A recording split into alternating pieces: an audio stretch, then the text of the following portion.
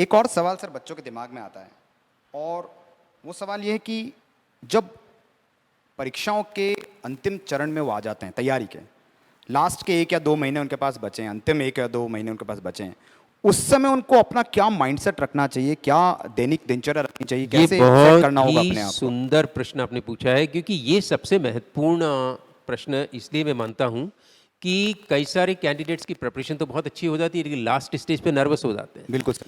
तो last 2 months के लिए 2 चीज़ें बहुत ही आवश्यक है। एक तो है स्ट्रेस मैनेजमेंट। जी। तो स्ट्रेस मैनेजमेंट के लिए मैं जनरली स्टूडेंट्स को एडवाइस करता हूँ कि वो किसी न किसी तरह की मेडिटेशन करें। ओके। 5-10 मिनट मेडिटेशन करो रोज़ाना। अच्छा। तो उससे आपका स्ट्रेस मैनेजमेंट होगा। हाँ। ज़्यादा नर्वस होने की ज़रूरत नहीं है। जी। और अपने अंदर कॉन्फिडेंस रखो जी। कि मेरी प्रिपरेशन है, मैं I will be able to do. Okay. दूसरी जो इंपॉर्टेंट चीज़ है कि जो माइक्रो नोट्स आपने बनाए हैं जी। वो इस शेप तक आ जाएं। 3 स्टेजेस मैंने बताई माइक्रो नोट्स जी, की। जी तो सर। फाइनल 3rd स्टेज में यदि आ गए माइक्रो नोट्स, हाँ। और आपने स्ट्रेस मैनेजमेंट के लिए कुछ मेडिटेशन किया, थोड़ा सा अंडरस्टैंडिंग डेवलप किया, थोड़े आपने टेस्ट सीरीज लिया, जी सर। कॉन्फिडेंस आपका डेवलप हो गया, राइट। तो ये दोनों तीनों चीज़ें मिलकर के definitely you will crack it and make okay. It. एक अंतिम प्रश्न है सर आपसे मेरा, मैं आपका ज़्यादा समय नहीं लेना चाहूँगा। एक अंतिम प्रश्न है मेरा, वो क्वेश्चन ये है सर कि जैसे चेतन मस्तिष्क और अवचेतन मस्तिष्क दोनों है, कॉन्शियस एंड सबकॉन्शियस माइंड।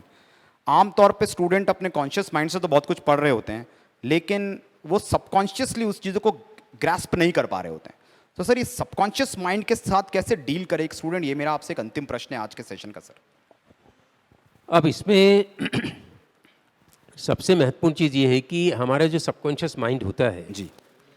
हमारे परसेप्शन का मेजर पार्ट सबकॉन्शियस माइंड में ही होता है। ये चीज़ क्या है सर, सबकॉन्शियस माइंड क्या चीज़ है basically? Subconscious mind basically governing mind होता है। ओके।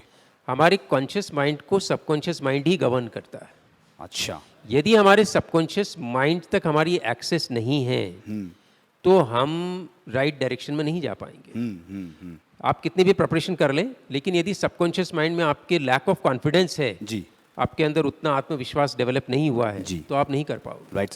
और तो ये आपने बताया था कि ये मेडिटेशन करने से हम सबकॉन्शियस माइंड को एक्टिवेट कर सकते हैं। एक्टिवेट कर सकते हैं। ये गवर्निंग माइंड है। जी। ये आपके कॉन्शियस माइंड को गवर्न करता है। जी। मेडिटेशन से आप इस तक एक्सेस कर सकते हो, रीच कर सकते हो, जी। और सफलता बहुत आसानी से प्राप्त कर सकते हो।